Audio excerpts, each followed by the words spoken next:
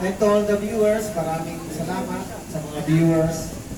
At sama kayo sa ating study. Sige po, basahin ko muna verse 14 hanggang 17. Diretso muna tayo. Lumapit kay Jesus ang mga alagad ni Juan na tagapagbautismo. At siya'y tinanong, si Jesus daw ay tinanong. Sabi rito, kami po ay madalas mag-ayuno, gayon din ang mga Pariseyo. Ngunit bakit hindi po nag-aayuno ang inyong mga alagad? So tinanong dito si Jesus. Sumagot siya, dapat bang malungkot ang mga panauhin sa kasalan o sa kasalan habang kasama pa nila ang lalaking kinasal? Kapag wala na ito, saka pa lamang sila mag-aayuno. Verse 16, walang nagtatagpi ng bagong tela sa isang lumang kasuotan. Sapagkat kapag umurong ang bagong tela, mababatak ito ang pinagpian at lalong lalaki ang kunit. Verse 17, wala rin nagsasali ng bagong alak sa lumang sisidlang balat. Kapag ganoon ang ginawa, puputok ang balat, matatapon ang alak, at mawawasak ang sisidlan. Sa halip, isinasalin ang bagong alak sa bagong sisidlang balat, at sa gayon, kapwa ito nagtatagal. Okay, ano ibig sabihin nito mga kapatid? Mga kababaihan, magandang tanghali o hapon. Okay, lumapit kay Jesus yung mga alagad ni Juan. Mga kapatid, ang alagad ni Juan ay si Juan taga-bautismo to, ha? Tinanong nila si Jesus, bakit daw ay madalas pag nag-aayuno ng mga Pariseyo, sila raw ay madalas nag-aayuno. Ngunit bakit hindi nag-aayuno ang inyong mga alagad? Okay. Mga kapatid, binanggit na natin kanina yung ayuno, fasting, hindi kumakain. By the way, ang mga Hudyo, mga kapatid, pagdating sa New Testament, okay, pagdating sa New Testament, hindi na mandatory yung fasting. Hindi na siya tinatawag na madalas ginagawa. Pero sa mga Pariseyo at sa mga gustong gawin ito, pwedeng gawin dahil utos din po ito. Nakalagay po ito sa Leviticus chapter 16, verse 29 to 30. Okay, okay na ba kayo? Okay, sige po. Ngayon, si Juan Bautista po ay may mga alagad din siya. Actually, isa sa alagad ni Juan Bautista ay si James or si Andrew, si Andres. Si Andres po ay lumipat na kay Jesus. Okay, ulitin ko po, ha. Isa sa mga alagad ni Juan Bautista ay si Andres, kapatid ni Pedro. Nung dumating si Jesus, lumipat na siya kay Jesus. So, maaaring nagselos po ang mga alagad ni Juan. Okay, tuloy lang po natin. So, tinatanong po nila kung bakit hindi na nag-aayon ng mga alagad. Verse 15, sumagot si Jesus, dapat bang malungkot ang mga panauhin sa kasalan habang kasama pa nila ang lalaki kinasal? Kapag wala na ito, saka pa lamang sila mag-aayuno. Mga kapatid, ang ibig sabihin ng Panginoon, iniambing ni Jesus na siya yung ikakasal. Tapos yung mga alagad niya, yun yung mga abay. Kayo po ba, kapag imbitado po ba kayo sa abay, magpapasting ba kayo? Hindi, kainan yan di ba?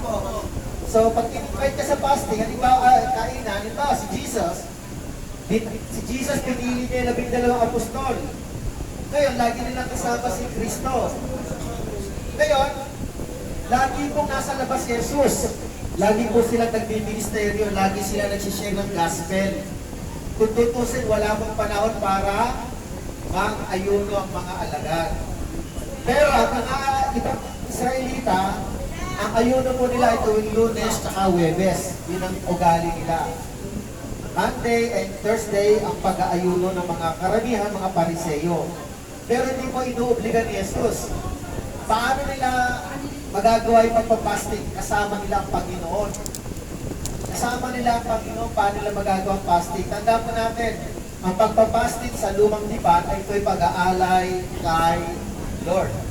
Ang pagpapasting sa Panginoon ay pag-aalay sa Panginoon. Ngayon, hindi na sila nagpapasting, mas hindi ang ginagawa nila. Bakit? Sila po ay physical na naglilingkod sa Panginoon. Ibig sabihin, mas higit pa yung paggawa nila ng fasting dahil sila mismo ay kumikilo, sumusunod kay Jesus. Kailangan ba ng fasting yun? Mas higit pa nga yung ginagawa nila na sumusunod kay Jesus. Ngayon, ginamit ni Jesus yung parables na paano magpapasting yung mga alalay o kaya mga abay sa kasal. Kayo ba, pag nag-abay sa kasal, sabihin nyo ba, fasting ako, sir? Hindi. Huwag ka magpapasting, kumain ka. Alam niyo po ba, isa sa mga masarap na pagdating sa kasalan, ang pinakamasarap pag-guess ka, pagkain. Lechon daw. Di ba, pagkain? Minsan yan ang pinaka-issue. Ano kaya ang masarap na handa? Ano kaya ang pinaka-the best na ulam? Di ba, pag kumakain kayo, nagugusog kayo sa handaan? So ngayon, sinasabi ni Kristo, hindi pa sila makakapag-fasting dahil kasama pa nila yung ikakasal. Yun nga yun, spiritually speaking, na si Jesus. Okay. So verse 16. Verse 16. Again, another parables po ito. Wala nang tatagpik ng bagong tela sa isang lumang na suotan. Sapagkat kapag umurong ang bagong tela, mababatak nito ang pinagbiak at lalong lalaki ang punit. So dito yung nagsusurse. Ano tawag na surse? Ha? Pag meron po mga sirang damit, tinatagbian. Ginagawa din ba natin to? Okay. Pero sabi ni Jesus, kaugalian sa mga Hudyo, hindi po sila nagtatagpi o nagpapat ng bagong tela sa lumang damit. Hindi po nila ginagawa, sabi ni Kristo kasi, mababatak ng bagong tela yung lumang damit. Alam niyo po yung lumang damit natin, for example, yung lumang damit ninyo. Yung lumang damit ninyo, pag sobrang laban na yan, lumurupok yan, di po ba? Oh, hello, okay lang kayo dyan? Okay. Ngayon, pag tinagpian niya ng bagong tela, alam niyo po ang mga damit ng mga Hudyo, dalawang pangunahing damit ng mga Hudyo. Una-una yung linen. Linen galing sa flax na halaman. Ang linen po ay cotton. Kapag ang linen po ay bago na kasuotan, kapag unang laban po ito, umuurong po ito. Umuurong. Sa mga kababayan, alam niyo yun. Na yung mga damit, umuurong pa yan. Ang ikalayang damit ng mga Hudyo ay wool. Ano yung wool? Yung balahibo ng tupa at kambing. Doon kinukuha yung wool. At yung wool, mga kapatid, gamit po nila ito para panlamig. Ang wool po, yung damit na wool, kapag yun po ay nilabhan, umuurong po talaga yon, yung wool. Panlamig po yon. Ngayon po, lahat po yung bago, umuurong po yun pag nilalaban at pag sinasampay. Kaya sinasabi ni Kristo, hindi pwede magtagpi ng bagong damit o tela at piraso sa luma dahil babatakin, masisira. Hindi na ibig sabihin. Nakukuha niyo po ako? Doon sa mga nakikinig. Doon sa mga ayaw, wala namang problema sa akin. Doon sa mga nakikinig lang. Okay lang kayo? Okay. Verse 18. Verse 17. Wala rin nagsasali ng bagong alak sa lumang sisidlan. Balat, sa sidlang balat. Kapag ganoon ang ginawa, puputok ang balat, matatapon ang alak, at mawawasak ang sisidlan. Ang sisidlan po ilalagyan. Sa halip, isinasali ang bagong alak sa bagong sisidlan. At sa gayon, kapwa ito nagtatagal. Ano naman ang ibig sabihin nun? Ha? Nakapreserve? Binuburo? Mga kapatid, ang sisidlan po ng alak noong unang panahon, yun po tinatawag na balat ng kambing o kaya balat ng tupa. Dito nilalagay yung alak, pero initial fermented lang po ito. Initial lang, hanggang 5 days. Tapos kapag bumubula na, lumalabas na yung ano niya, nape-ferment na siya, inilalagay na po siya sa tinatawag na amphorae. Ano yung amphorae? Storage container po ito. Ang tawag po dito yung amphorae, ibig sabihin, gawa sa ceramics, yung jar po ito. Gawa sa ceramics, at ang laman nito ay nagkakalaman to ng hanggang 35 liters na alak. Ang alak po nun ay gawa sa binuro. Ano yung binuro? Na ubas. Yung ubas po, nagiging wine po yun. So, after ng initial fermented for 5 to 10 days, ililipat po siya sa storage container na kung tawagin ni amphorae. Tapos, minimum of 6 months. Okay, minimum of 6 months bago po siya maging masarap na alak. Minimum 6 months. Ngayon, yung mga businessmen po doon sa Israel, siguro malaking lalagyan, baka barrel. Pag meron silang business na tindahan ng alak.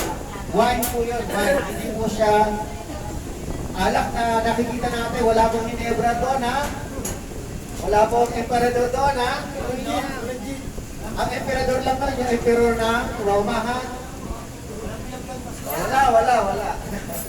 Anyway, mga kapatid. So, ito po yung sinasabi ni Kristo. Ngayon, yung bagong alak, pwedeng ilagay sa lumang sisidlan. Kasi po, yung lumang sisidlan, meron po siyang spirit pressure. Lumolobo po yung alak, ay yung sisidlan, balat. Lumolobo po yun. Pag naglagay ka ng bagong alak, lumolobo po siya, nagkakaroon ng pressure, puputok po siya kung luma yung lalagyan. Nakuha niyo po? Kaya nga, meron siyang parang kung tawagin ay parang meron siyang spirito sa loob na meron siyang power, pressure. Lumolobo yung lalagyan ng na-stretch po yung lalagyan ng alak.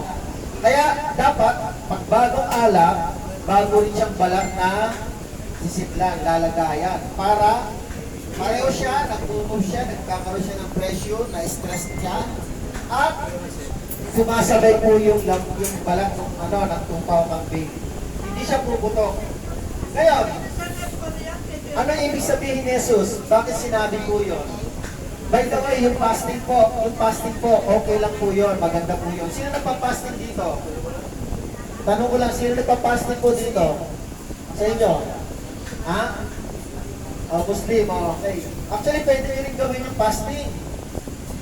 Hindi naman masama yun. Ginagawa rin talaga yun. Ginagawa yun ng mga Hudyo, ginagawa yun ng iba. Kahit na mga Kristiyano, pwedeng gawin po yun. Kaya lang, ginagawa ng iba, fast eating.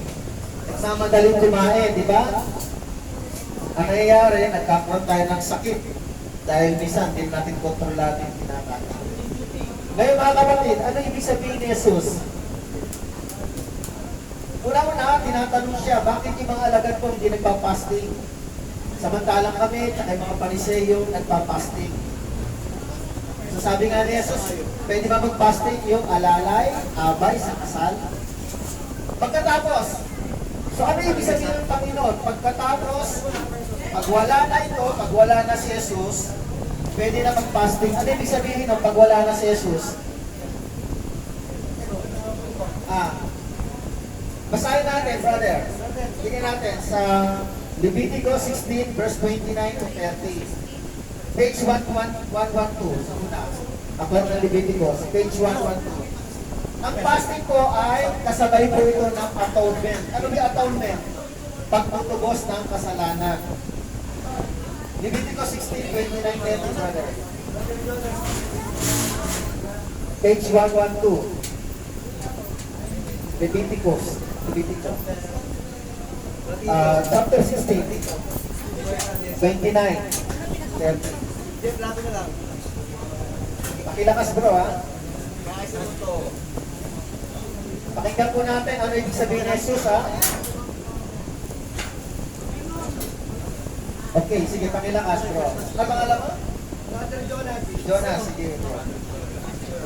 Verse 29. Tuwing ikasapong araw ng ikasapong buwan, wala Mag-aayuno kayo at huwag magtatrabaho. Dapat itong tuparin ng lahat na maging Israelita o dayuhan. Sapagkat sa araw na ito ay tutubusin kayo sa inyong mga kasalanan upang maging malinis kayo sa harapan ni Yahweh. Okay, thank you. Okay, ulitin ko ha. At least dalawa yung narinig ninyo. So ulitin ko ulit. Ito po yung araw ng pagtutubos o the Day of Atonement. Ito ay tuntuning susundin ninyo magpakailanman, sabi mo dito ng Panginoon. Tuwing ikasampung araw ng ikapitong buwan, mag-aayuno kayo at huwag magtatrabaho. Dapat itong tuparin ang lahat, maging Israelita o dayuhan. Yung pag-aayuno po yun. Bakit po? Verse 30. Sapagkat sa araw na ito ay tutubusin kayo sa inyong mga kasalanan upang maging malinis kayo sa harapan ng Diyos o si Yahweh. So, ibig sabihin, mauna yung fasting. Mauna yung fasting bago yung pagtubos. Amen? Atonement. Ngayon, tuwing pagkakaroon ng atonement, bista nga kasi ito sa Hudyo, siguro sinisingil o tinatanong yung mga alagad ng mga Pariseo at saka alagad ni John, bakit hindi nagpapasting yung mga alagad mo? Sabi ni Kristo, pagkatapos ng atonement. Ano yung sabihin ng atonement? Pagkatapos tubusin ni Jesus ang lahat. Doon gagawin yung pag-aayuno. So, binaliktad ng Panginoon.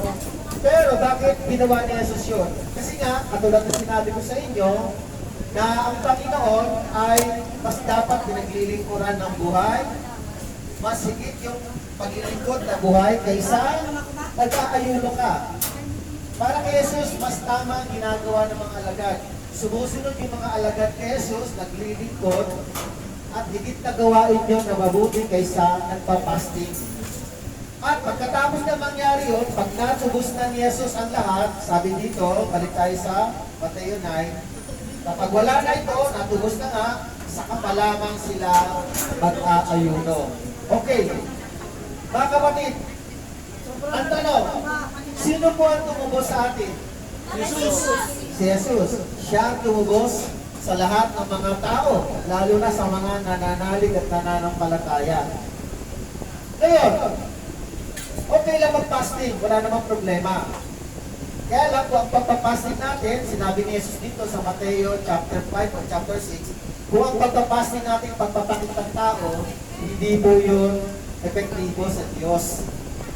Dapat ang pagpapasting, tahimik lang, hindi pinakikita, hindi pinalaalam, hindi pinagmamayabang ang fasting. Amen? Amen! Sabi ng Panginoon, pag nag-aayuno kayo, magsuklay kayo, mag-ayos kayo, para hindi halata nagpapasting. Ayaw din ng Panginoon ang pakita tao ang pag-aayuno. Kasi nga, pag-aayuno po ay parang ginagawa sa Diyos. Tingnan natin yung sinabi ng Panginoon. Sa Mateo chapter 5, tingnan natin ha. Okay.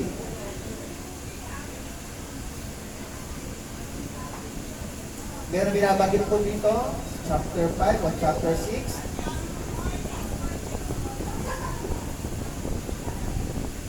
Okay, hanapin ko lang ha, saglit lang ha. Mula 6:16. Mateo 6:16. 5, Mula 6:16. ha? Mula sa 16. Ano, chapter? 6. Chapter 6, verse Mula 16. 15. 16. 16. 16. Okay, sabi dito,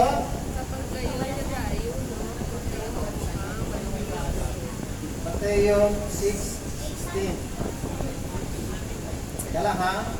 Para malaman natin yung pamamaraan. Okay, ito. Kaya kapag kayo mag-aayuno, huwag kayo magmukhang malungkot. Tulad ng mga mapagkunwari. Hindi sila nag-aayos ng sarili upang mapansin ng mga tao na sila'y nag-aayuno. Tandaan ninyo, tinanggap na nila ang kanilang gantimpala. Pag nag-aayuno, may gantimpala sa Panginoon. Pero ang ayaw niya nga, yung nagpapakitang tao. Sa halip, kapag nag-aayuno ka, magbilangos ka, lagyan mo ng langis at ayusin mo ang iyong buhok upang huwag mapansin ng mga tao na ikaw ay nag-aayuno. Ang iyong ama na hindi nakakakita ang tanging makakaalam nito. Siya na nakakakita na ginagawa mong lihim ang siyang magbibigay ng gantimpala sa iyo. Yung ama na Kaya kapatid, nakikita. kung magpapasig kayo, huwag niyo na ikwento. Kausapin niyo lang ang Panginoon. Dahil ang Panginoon ay nagpapala, nagbe-bless sa mga taong nag-aayuno. Gusto rin ng Panginoon yun, nag-aayuno tayo. Amen? Amen! Pero hindi naman masama kung hindi. Wala namang problema. Kaya lang, huwag na natin ipaalam para magmalaki tayo. Hindi na kailangan. Amen? Amen! Ang Diyos na nakakaalam doon. Ngayon, mga kapatid, ano ang lesson natin dito sa ating study ngayon? Sa Mateo chapter 9. Unang-una, ang new wine o bagong alak ay nire-represent po ito na sinatawag na New Covenant. Bagong turo ni Jesus. Hindi po pwedeng ituro yung bagong turo ni Jesus tapos yung tao naman na tinuturoan ay luma yung kaalaman. Parang ganito lang po, no? Hindi mo pwede mag-merge o magsama yung lumang turo. For example, ganito po. Sabi ni Kristo, hindi pwede ilagay ang bagong alak sa lumang sisidlan o vessel. Puputok po ito. Kailangan pag bagong alak, bago rin yung lagayan sisidlan. Ano ibig sabihin nun? Ang bagong alak ay nire-represent ng bagong aral. Okay. Ano po ba yung lumang aral ng mga Hudyo? Ang lumang aral ng mga Hudyo, nag-aalay po sila ng tupa, kambing, at yung dugo nun ay siyang tutubos ang kasalanan nila. Tama ba? Ginagawa yun sa templo. Amen? Amen! Ngayon, nung dumating si Kristo, tinubos na nga po niya, siya na po yung naging alay, siya na po yung sin offering, siya na po yung burnt offering, at peace offering.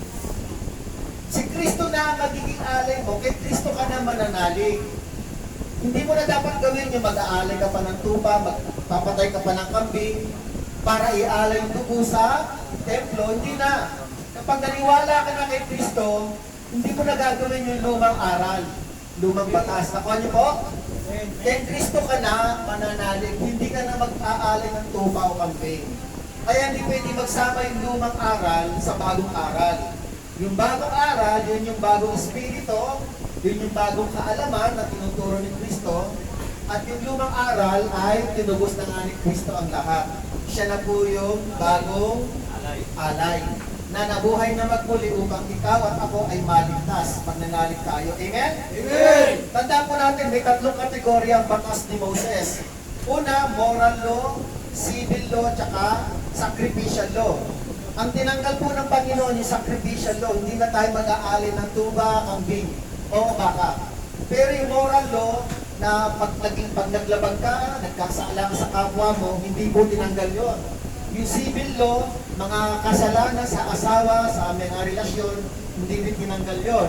Patuloy po yung batas na yon hanggang ngayon. Amen? Amen! Kaya yung 10 utos, kapag sinabi ng Panginoon na huwag pumatay, hanggang ngayon, bawal pumatay. Hindi binago yun. Bawal makiapid, bawal magnakaw, hindi binago yun. Tuloy po yung batas na yun. Amen? Amen. Kaya nga po, sa tatlong kategorya, tuloy po yung moral law and civil law. Yung sacrificial, wala na.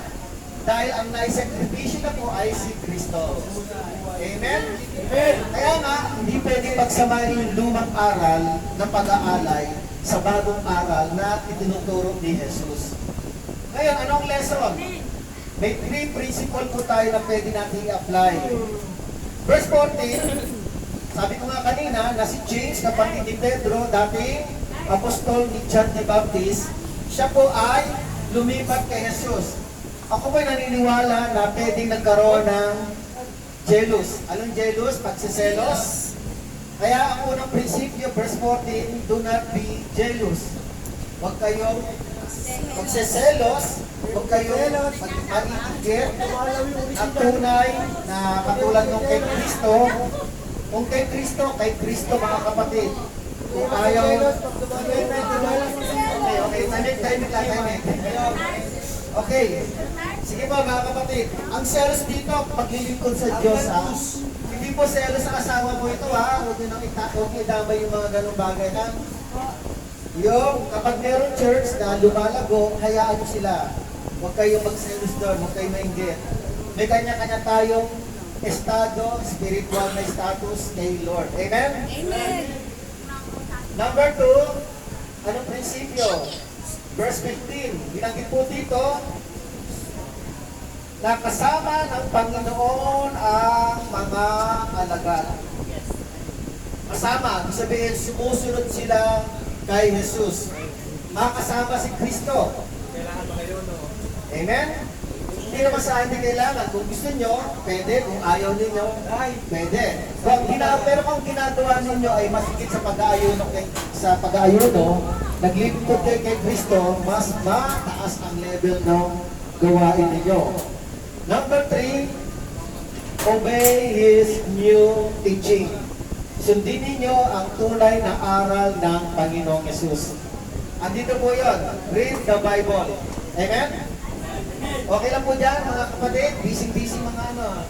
Ano ba? Okay lang. Walang problema. Kayo na si TV. Hindi, okay lang yun. Walang problema.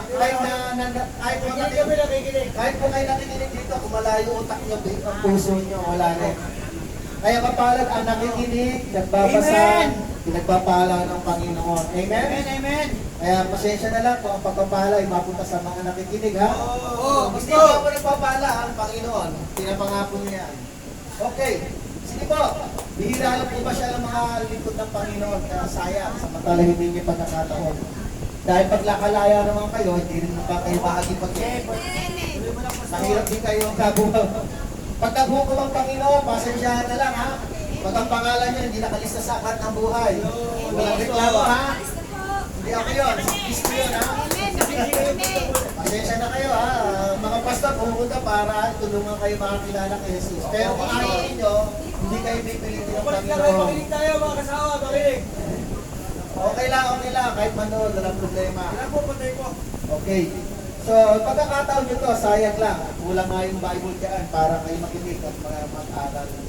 Ngayon mga kapatid, obey the rule of God. Amen? Amen! Kahit na anong gawin ninyo, kahit na anong malayo iniisip ninyo, kailangan ibalik ninyo sarili nyo sa Panginoon. Amen. Kaya bakit ba kayo narito? Dahil napalayo kayo sa Panginoon eh. Opo. Tapos lumalapit na nga ang salita ng Panginoon, lumalayo pa rin sa'yo. Wala na tayo magagawa. Amen? Amen! Wala na akong magagawa doon. Kaya, anyway, may pag-asa pa ho tayo. Amen? Amen! May pag-asa pa rin. Buhay pa naman kayo. Opo, Pastor! Huwag kayo magagalit, ha? Opo. Ini-interrupt ko kayo para pakilala niyo si Jesus, ha? Hindi ko po kayo pinagagalitan. Ako po ay, ano lang, bilang kapatid sa Panginoon ay nagsishare lang ng Panginoon. Okay. Sa mga kapatid, ito ang pinakinggan ninyo ang salita ng Panginoon. Hindi naman ako. Tagapagsalita lang ako. Ako po ay newspaper boy lang kung tawagin nila. Okay, sino pa may sakit? Mananalangin po ako. Ano po? Meron. Alagnat na. Sakit ng Lagnat. ngipin. Okay. Kayo, sa inyo. Sakit ng ngipin. Magalat. Mas ka lang, Bridget! Okay. Oy, pang ina na nga eh. Meron ba? High blood? Sakit sa puso? Okay lang kayo? Okay po kami ngayon. O sige. Upo lang kayo ha. Mananalangin ako. Sige. Tigit lang natin mata natin.